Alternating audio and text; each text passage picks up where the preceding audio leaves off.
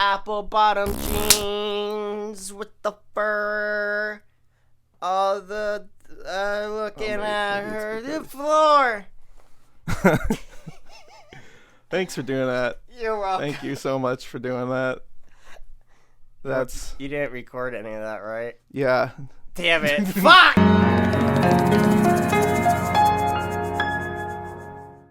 Welcome to the Squires station. Ringo, which Beatle do you want to be?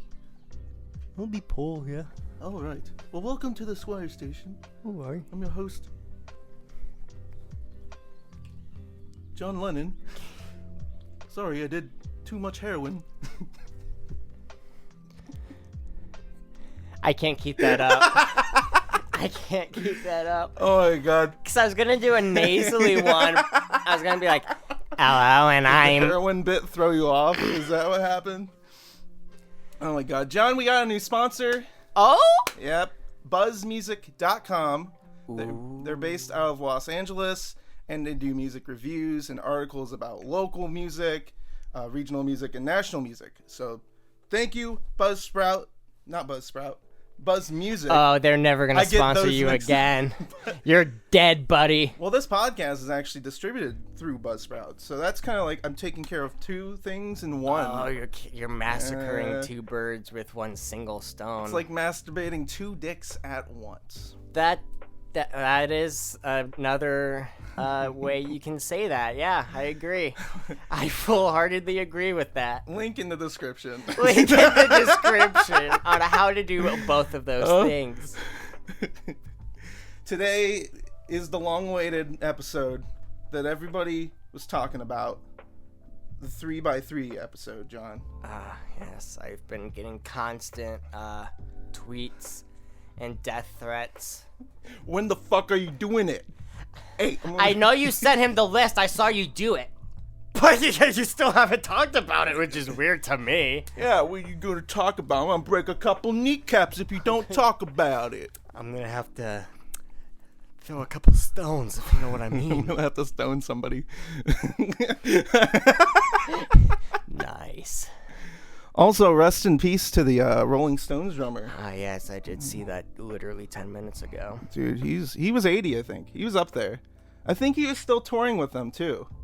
I feel like. It looked like it with the picture I saw. Like, bro, those guys are, like, in their 80s and fucking, what the fuck? It sounds super shitty, but I'm kind of shocked that they're still alive with all the drugs they did. Oh, yeah. But then again, it wasn't... They cleaned up, though. It wasn't as hard as drugs as they were doing. Yeah. As some of the other rock stars of their time. Yeah. Oh, yeah, they were all doing shit. Speaking of music, I'm gonna start this shebang here, man. We got it up. Oh, there it is. You're starting with me, apparently. Yeah, you're in. It was in order. Okay. So I started the text specifically with the words, "in no particular order." Yes. These are my 9, I guess, favorite albums at the moment. Yeah. And I tried to vary the range of the genres that I picked. I listened to a lot of soundtrack. The Beatles I have tied for Rubber Soul and the Love album. The Love album's so good. I put that up there because I technically classified it as not really a Beatles thing. They themselves didn't make it. It was Cirque du Soleil. Yeah. It was made with their like stuff, so I counted it as different. Yeah. And Rubber Soul, that Ringo's grooves in there and that vibe of that album has influenced my playing with you and your style most. That's funny you put it on there because I put Rubber Soul on mine. I love Rubber Soul. I like a lot of their albums. Just right now, that one's the most prominent that I listen to. Yeah, I feel like that's when they started changing their sound over. I feel like. I remember a lot of people like, this isn't the Beatles. It sounds like shit. And it sounds better. I agree. It doesn't sound like any of their stuff, but up to that point. Yeah. Yeah. Before then, they were just like doing 4-chord songs and then from what I understand, literally every album after that got the same. That's not the Beatles. That's not what they sound like. But it's like, well, they get whatever. Led Zeppelin, I got the first one up there because, well, to be frank, that's the only one I know best. Yeah. It's also my favorite to, like, I guess that one just has the most tracks that I play in the album. Yeah. What's on there? How many more times? Fucking... God damn it, you put me on the spot after working all night. Fucking brain dead. This is a total fucking... This is gonna be on the test. It's one of your favorite albums and you don't know what songs are on there? What a fucking poser. Like, are you serious? Like, what a fucking... Oh my god! Boo. It's got such great tracks as Good Times, Bad Times, which has an amazing little fucking cowbell riff. Babe, I'm Gonna Leave You, which also has a nice little slower intro. Yeah. You Shook Me, Dazed and Confused. Just a lot of their classics. Dazed and Confused, Your Time Is Gonna Come. I Can't Quit You, Burb. Shit. And then for Pink Floyd, I was tied between The Wall and Dark Side of the Moon. Yeah. I went with The Wall because I like the story aspect of it.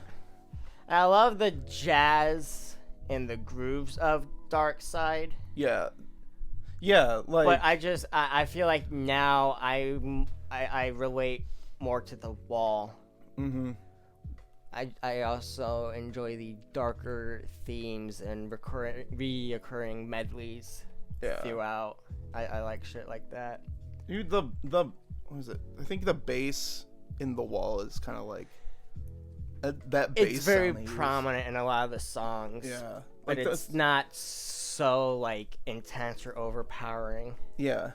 I really like rhythmic bass instruments like drums because that's what I play. But really, I also really like bass because it's a happy like it's like the bottom medium of a rhythm and melody. Yeah, it's kind of a mix. Yeah, and I like the bassy sound. And I don't like chromatic percussion, which could also fall in the medium between those two. I love glockenspiel. I can't believe you would say that. I love the sounds of them. I just suck at them. And then I get really angry. So I'm just not a fan because I can't play them and I get embarrassed. I mean, you can't. I mean, you can probably play them if you were like... I can make sounds on them. Yeah. Just like a piano. But if you gave me something and was like, play this on this... I would be like, no, I don't do that anymore. Thank you. Yeah. It's just I was never that great at it. Even in high school, I was the guy that would have to like write in the note names above. Mm-hmm. Yeah, I would have to do that. My eyes sometimes. I just couldn't like translate exactly what I'm seeing to my brain, to my hands in that amount of time. With the rhythm, that's easy. Yeah. But with the notes, that's difficult because you have the spaces and the lines, sometimes different articulations. And I have troubles being able to see all that and instantly know where to go. Yeah.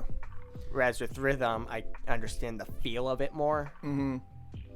Yeah, I hate like music, like there's been some like some glockenspiel or I hate music. There'll be some like sheet music and the note will be so high and off the staff. All those ledger lines. I have to fucking that's what I fucking did in concert band up till my last year. Like I would have to write it in. It's just so much. My brain's not that good. It's like stupid. But like there will be some like composers that write it so fucking stupid where like I had to read something from marimba, I think, in concert band, like, I think like 2 years ago. And it's fucking like an octave. And it was all the way up to like the final octaves in the marimba. I'm like, who the fuck is gonna hear this? Like, I can't... It's like, who wrote this shit? So like, I can understand, because I do listen to obviously a lot of soundtrack. I can understand how much impact little sounds can make. Yeah. But I feel like a lot of it is shit that's meant to be like felt, it's difficult being notated. It was with rubber mallets too. It wasn't with like hard mallets. Yeah, I bet when the dude was writing it and he was doing it, it's like this feels natural, this feels good, and then notating it, he's like, oh, this looks like shit. Well, and then there'll be composers who have never dealt with drums or anything. Yeah. And they write percussion parts so horrible. Like there were some fucking graduate students who was in the composition class at Bowling Green, and the concert band had to play like the entries and shit, and they had to conduct them. And none of them were percussionists. So it's like the drum part would be notated in like the worst. Like rolls were all notated like single notes. It's like not the just fucking, like a bunch of it's like a fucking line of 30-second notes. I'm like, what are you doing? You're fucking a graduate student. Why is this one measure like a line and a half long? Yeah. This is absurd. Don't give me this shit.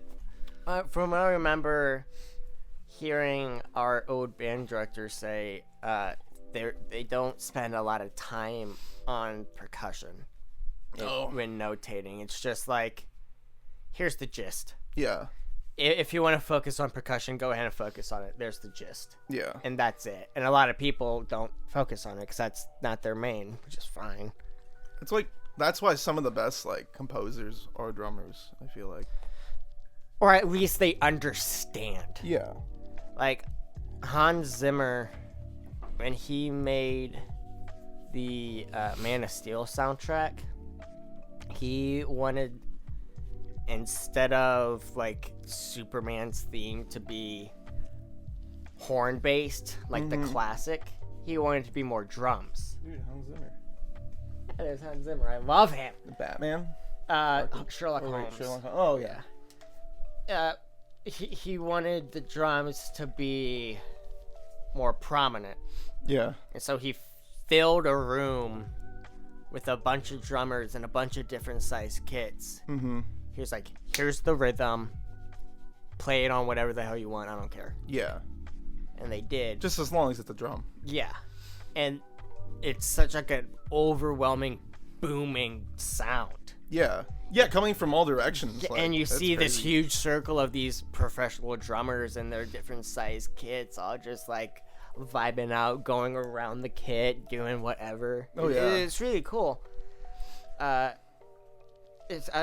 feel like things like that, you gotta explain how do you feel it, how it's supposed to be felt. Yeah. And then explain this is just how I have to notate it. That stuff is so cool though, that acoustic stuff. Like that's how they make 8D music. I love that shit. Where it's like you can hear everything coming from Yeah. every direction. Like everything is panned both like front to back and side to side. So it's like literally like I've seen people do that music, and like the whole way they do it is like it's like they use like longitude and latitude on a graph to place each sound. It's nuts. It's so weird. I'm like, what the fuck? Maybe it's obvious and I sound dumb, but like sound as a dimension just sounds weird. Yeah. 8D. It sounds. I don't know why they call it that. Maybe I'm looking at it at a weird, incorrect angle, but like. I don't know. A dimension being sound sounds interesting. I don't know if the D means dimension. Is directional. Anyway. That makes sense. So, under the Love album, I have. Thanks, Katie. Thanks, Katie, for making me look like an asshole. Whoa. I have The Strokes. Yeah, dude. Is This It album. Again, much like the Led Zeppelin, it's just the album that has the most bops. I'll listen to that album and not mind the one or two songs I'm not super familiar with. Yeah. To get to those ones that I vibe with or really enjoy. I also just like their earlier sound better. Is that their first album? I think if it's not their first, I know it's one of their first. Mm-hmm. I know it's early. It was pretty early. And then soundtrack-wise, I don't know what I'm gonna start with. I'm gonna start with the Dark Piano. So that album is made by a guy named Mew. Mm-hmm. And he does such good piano work. I love him so much. I was exposed to him in middle school when I would play Call of Duty and listen to creepypastas on YouTube, like a little edgelord. His damn, you're edgy, man. Yeah, man, I know. Fucking dude, you're so edgy. My life was in shambles, and I'm surprised you didn't like dye your hair black. Well, I mean, I wasn't. Anyway, and the weird, awesome, creepy piano music in the background was made by him, and I would listen to it, and a lot of it is like, I like it because you can. Firstly, it's free. Mm-hmm. You can use it for whatever. He's like, I don't care if you use my stuff, just give me credit. Yeah. Which is totally fair. But for a lot of his songs, he also like does those like piano synthesia videos where it's like the green and blue bars that drop down. Yeah. He also has like sheet music for some, so you can play it. And I've seen people take it for piano and play it on flute and make orchestral scores of it. Oh yeah. I'll put that on and I'll like drunk to it, and that playing with him, I think helped me be able to play with piano like easier than with guitar. Yeah. Because like in my head at the beginning, it's like piano equals classic equals no drums. You relax. Pianos are beautiful ballad type things. Keyboards, that's something else. Mm-hmm. But playing with that and still being able to, I guess, keep myself in control. Yeah. And not overpower a piano or any other type of. It's very atmospheric. It really is. A lot of his stuff is atmospheric, which is also fun to do. Because like that's not something you expect a beat or like sheet music for. Yeah. But yeah, no, here's the time signatures it's in and the key. Mm-hmm. You never really think about ambient music or like phone ringings. Yeah. Those having a key and a pitch and being able to be recreated. Oh, yeah. I always thought it was just some like electrical noise, not an actual like pitch. Yeah. That could be like a measured drone and recreated. Yeah. Yeah. When I was in music production, the professor was like, all right, go into Pro Tools and open up this and bring up this keyboard and turn on this effect and do it up like this and play these notes. And then we did. And he's like, that's literally the phone. Yep. And then he explained why it worked, why they did it like that. Yeah. I don't remember any of it. But I remember it was really interesting at the time. You're reminding me of that one meme where the guy's playing the iPhone ringtone on the xylophone, and this guy gets hit with a fucking book, like somebody throws a fucking book or something at him. It's like in a school band room too. God, dude. Oh, I know exactly what you're talking about. Well, I'm glad that I'm. That's what that whole thing. Moving on to Hans Zimmer, Sherlock Holmes. Hans Zimmer's. I love Hans Zimmer's music, and picking a particular soundtrack was very difficult for me because he was a big part of my childhood before I even like knew it. He did Pirates of the Caribbean when I was really big into that as a kid. Yeah. Same with Modern Warfare 2. I almost put that on there, to be honest, but I was like, I don't know, Sherlock Holmes, I like more. I like the English sound, the more like Victorian sounding instruments, but it's also like a lot of tracks are upbeat or suspenseful, which isn't something you're used to hearing with Victorian era-esque music. Yeah. Which I really enjoy. And again, with the reoccurring melodies. Yeah. Just in different keys, slowed down, sped up. The motifs. Yeah, it's... Or no, leitmotif. I just like it. Again, it's... Yeah. With the next 3 albums, well, this one and the next one I'm about to cover, I put them on because they're my favorite examples of a soundtrack being able to convey a story. with Outlast 2 being like my favorite example. Yeah. Because it's an album that bleeds into the other tracks. Yeah. It initially, if you listen to it, you can play out a chase scene in your head from beginning to end with areas of suspense, looking around, seeing horrific shit. You can just tell without seeing anything like what's going on. Yeah. I love medleys. I love it. And then the final track is like this 8-minute like ambient-ish, almost ballad-like, just I don't know how to explain it. I really enjoy it because it sounds just like weird ambient chords, but there's also like a choir that's singing to it. So it's like without the choir, it would be fine just as like kind of like background noise, but because the choir is there, you recognize it as a song, almost like a hymn. Oh, okay. It sounds like a hymn. Yeah. Which goes great with the theme of the game. And then on the other end of the spectrum, a less horror-based story is Arkham City, one of my favorite games. It's got like action. I say action. You obviously can't see anything, but you can tell something intense is going on in these songs. Yeah. Like it's all. But it's not all just action and comic books. You also have like a track that's more quiet.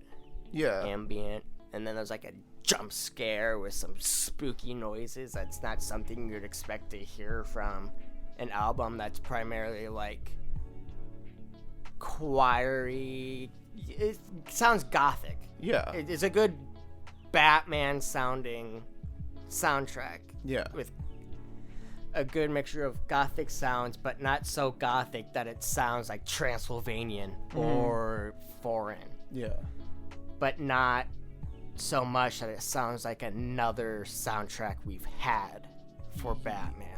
Yeah, it doesn't, because I won't say all the soundtracks are the same, but they're very similar in their sound. They all go for a more gothic. Yeah. With the exception of Hans Zimmer, which is more sound.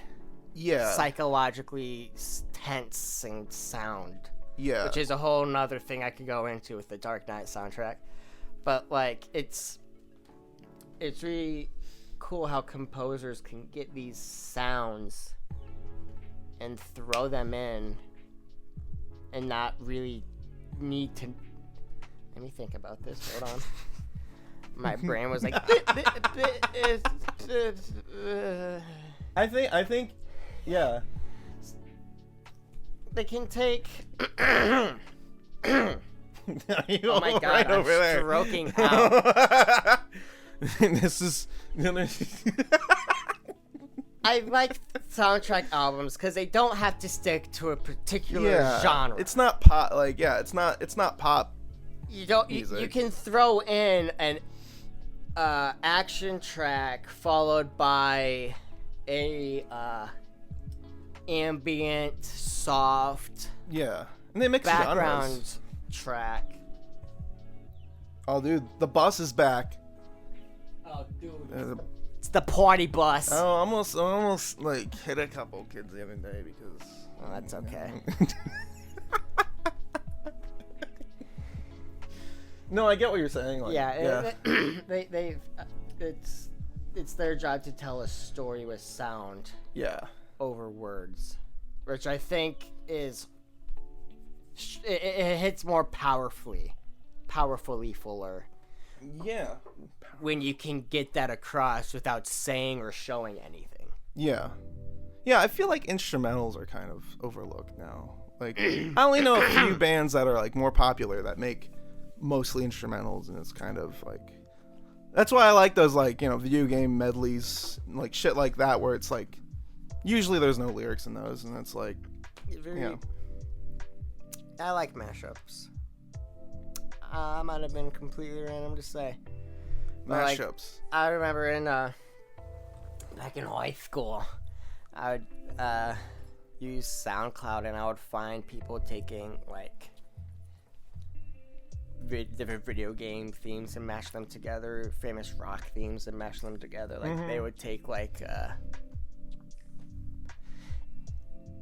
don't remember. It was "Sweet Child of Mine." Oh, I know what you're talking about. An AC/DC song,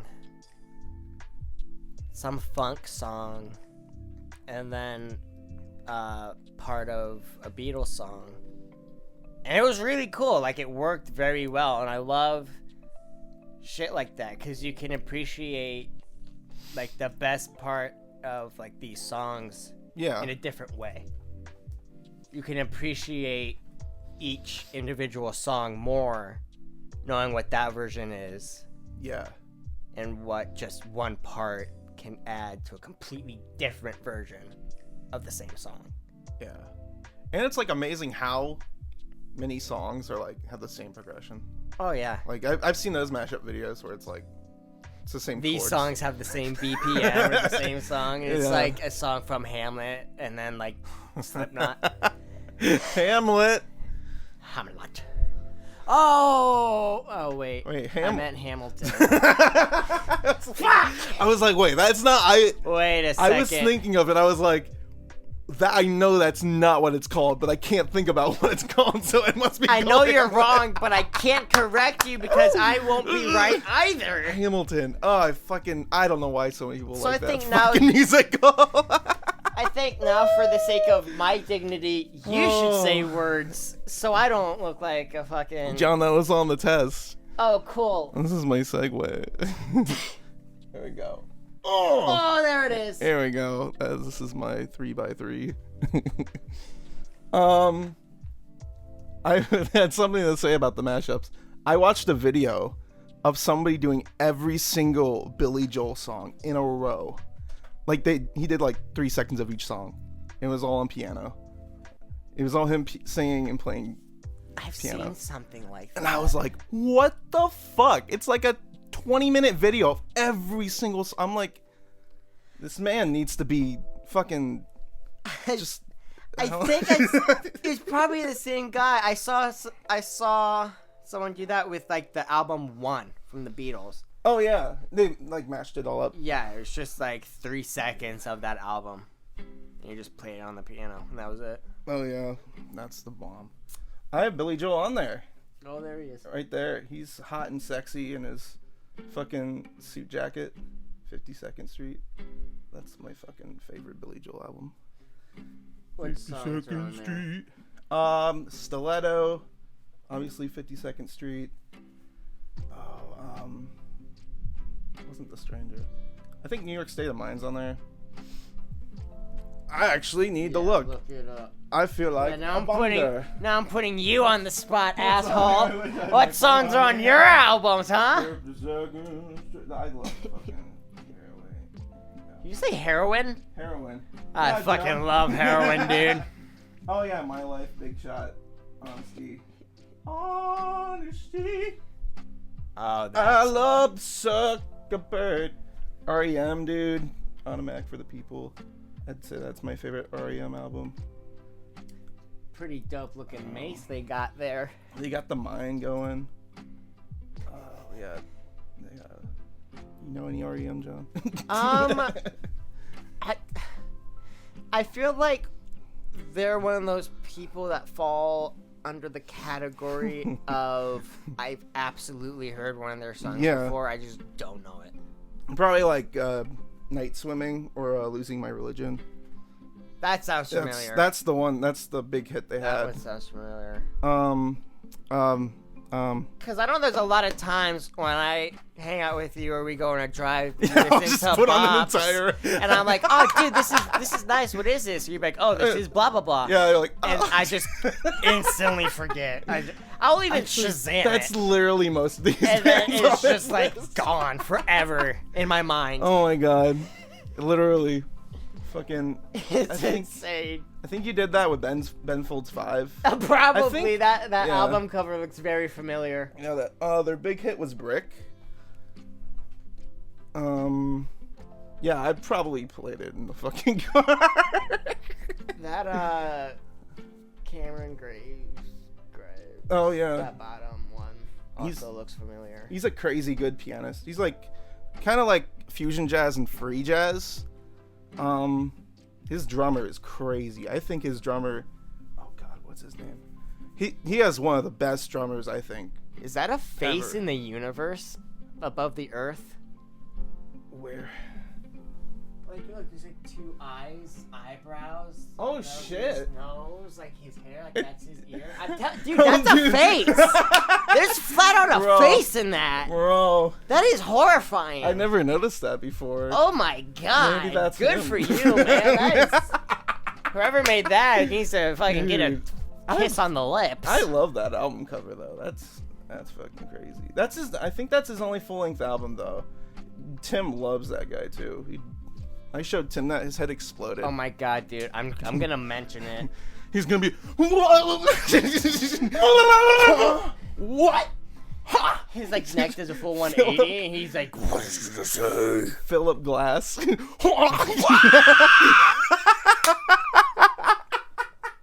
I gotta check the goddamn waveform. There we go. There's the waveform. It's I can do it louder if you want. God. Can you though? Can you really? Oh Jesus! Bro, you're gonna. Bro, that mic is forever fucking soured. Sorry, everybody. Anyway, obviously, Weed Me has to put some J-pop on there. Of course, Fucking of course. Bump of Chicken up in the fucking corner. I love that album cover. Bump of Chicken. That is a fucking hilarious name. I think that's Alex Tortellini's favorite group from Japan. I'm pretty sure. Like, I don't know if I put Ben Folds on separately from Ben Folds 5. So I just love Ben Folds so much. You I have put 2 of them. a strange like him. fetish for Ben Folds. Yeah. You're wearing his shirt right now. I'm gonna really just, I don't want to call you out about like the framed shirtless pics you have of him around your room, but like, no, dude, don't a tell lot of everybody those that. have stains on them, and I feel like you need help. It's coffee. He's a great stains. musician. I agree, man. I mean, what? What?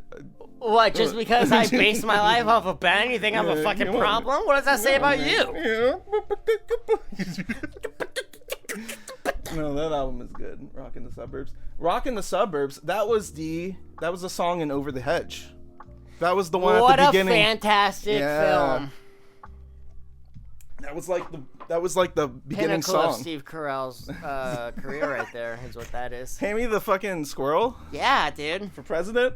Let's do a Hammy for squirrel president Yeah, dude. campaign. Who the fuck played the raccoon? Oh god. No, I'm gonna... What's the Over the Hedge cast? Where are they now? In hell. Oh my god. They all got AIDS and died. Their lives fell into shambles. Willis. Bruce Oh, Willis! Oh, fucking shit. Bruce Willis. Steve Carell. Wanda Sykes was in it. Of course. Eugene Levy. William Shatner was in it. Wanda Sykes, what a babe! Avril Lavigne. Oh god. Catherine Hemsworth. Catherine O'Hara was the mom in Home Alone. Obama?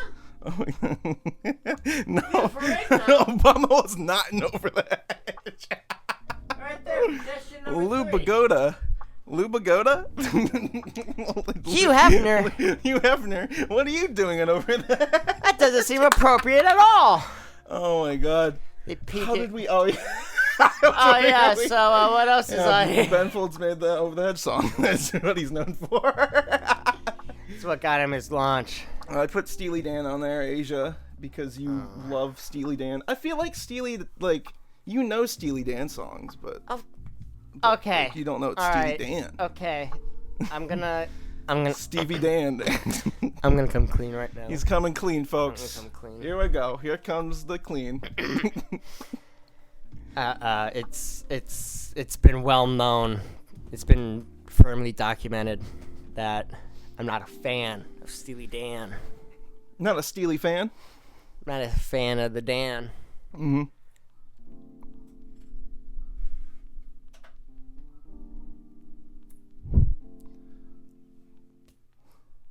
What's it mean, folks? What's gonna happen It's next? mainly because my friend Jesse loved it so much, and I just like to get him excited that I'll just refuse to listen to it. I'd be like, "This is silly. This shit sucks." And then Ian, who literally hates Steely Dan, would be like that. So I just feed off of his energy. I like the song "Dirty Work." Yeah. And like, you've played other songs by them that I'm sure I've enjoyed or not shat on. Yeah. I just don't know any. Yeah. I know there are Coming some clean. songs It is that I'm not like a fan of, just style wise, but that's not really a reflection of the band. Because like I hate the bout of John and Yoko. Yeah. Should never have been made. What about Penny Lane? Again, should never have been made. Both of them are horrible. But like, it doesn't really taint my view on the Bodles, so I figure I should want to taint my view on the Danny boys. Yeah, it is his voice is an acquired taste, I think. Because I've heard people say they don't like Steely Dan because of Donald's voice. That's why Ian did it, and like, I could see that, but Yeah. I honestly don't remember what it sounds He like. doesn't remember, folks. He came clean. Okay, clean. He came clean. All right. Oh, dude. Finally got that mole off my penis. You got a big old. You got a load off your shoulders, dude. Oh, dude, I feel so clean. And then Spinning Globe, it's like it's a collaboration between a bunch of fucking really good musicians. And Kazumi Watanabe, he like led that group, and it's like jazz. It's super jazz fusion, but it's also like I love your jazz fusion. it's like heavy jazz fusion. It's like you have the crazy drum, like the crazy drum licks, cocaine drum parts. yeah, with fucking like hard metal. Like, it's nuts. Damn. But it goes in between the genres like so much. Right. Yeah. Huh. I'm intrigued. It's fucking nuts. Daddy's intrigued. It's all instrumentals. Oh, now Daddy's really intrigued. It's fucking crazy. It's good road music. Like, if you're falling asleep at the wheel, put on some fucking Spinning Globe. Did that save you? No, I didn't have it playing though. Oh, that's probably so. That could be it. What night? Oh, yeah, I was coming back from Cleveland that night. In my head, I was like, "Don't say that, dude. Don't be a dick."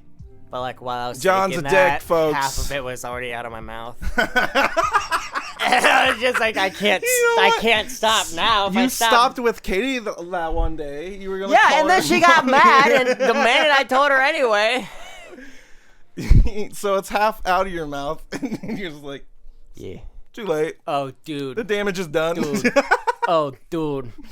Let me Dude, tell after you talk about your final Oh, album Rubber on Soul. here, I gotta tell you about how I got Katie with this wicked joke today, Oh shit! Fuck. followed by what actually happened. Norwegian Wood's probably my favorite song for Rubber Soul. Isn't Michelle on there? I fucking love Michelle. I have a love-hate relationship with Norwegian Wood. It's a good song. I enjoy it. I hate it because Michael would play it on the marimba every fucking day. Really? Every chance he got. Forever. That's a weird instrument to be playing that song on. Any melodic instrument he can get on, he'll do it. Oh god. And I'm like, yeah, dude, it's a good song.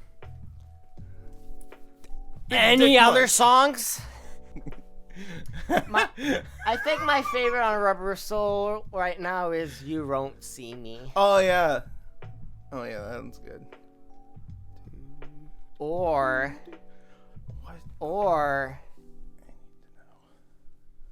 oh, come on, it's right on the tip of my tongue.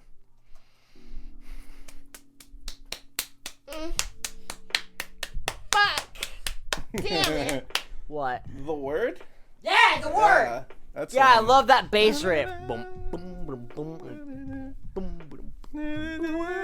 It's so... And then it gets to the verse. I love that harmony. I hope YouTube doesn't copyright us. We sound so being good. so spot on. We sound so good. Hey, Paul. See you in court. Hey, Ringo, what the fuck are you doing today? Ringo, did you see it? They fucking copied our shit. Ringo looks great. Actually, God, for dude. his age, he looks incredible. I just want to give both of them a hug before I die. Just a hug and a thank you. So fun. Sunshine. Those are my picks. Whoa! Those are my picks for Someone the draft. prepare our wedding ceremony. With that, I gotta fucking end the episode. I gotta pee Oh, that's really hot. bad. So Can you pee in my mouth? yeah, definitely. Hey, thank you, Buzz Music, for sponsoring the episode. Thank you, BuzzFeed. Link in the description below. I'll see you guys next time. Well, I don't know what John's gonna do next time, but you know, It's probably gonna be cringy and insignificant. he's gonna make an audiobook. I'm gonna come back bald. I promise. What's gonna happen next? I promise.